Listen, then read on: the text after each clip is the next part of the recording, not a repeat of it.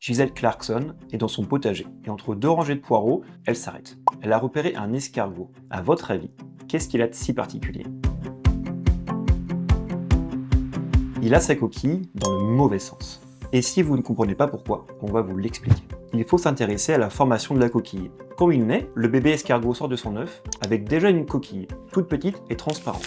Quand il grandit, son corps s'allonge, la coquille bascule vers l'arrière et une nouvelle portion se forme au niveau de l'ouverture.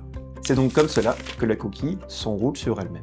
Pour la produire, l'escargot a besoin de calcium et c'est pour ça qu'on le retrouve surtout sur les sols calcaires. Si la coquille est abîmée, elle peut se ressouder un petit peu comme nos os. Comme la coquille forme une spirale, il y a deux possibilités. Soit la coquille tourne dans le sens des aiguilles d'une montre et dans ce cas-là, la coquille penche du côté droit. C'est le cas pour la plupart des escargots. Soit elle tourne dans le sens inverse et dans ce cas-là, la coquille pointe vers la gauche. Ce deuxième cas, il est rarissime. Environ un escargot sur 40 000. Et c'est le cas de notre escargot qui a été baptisé Ned d'après Ned Flanders des Simpsons, qui est gaucher. Pas de chance pour lui, s'il veut se reproduire, il doit forcément le faire avec un escargot qui est comme lui. Rassurez-vous, une campagne en ligne a été lancée pour qu'il trouve un partenaire. Si ces petites bêtes de nos jardins vous intéressent, on vous donne rendez-vous à la Cité des Sciences et de l'Industrie pour l'exposition Jardiner. Et c'est jusqu'au 12 juillet 2026.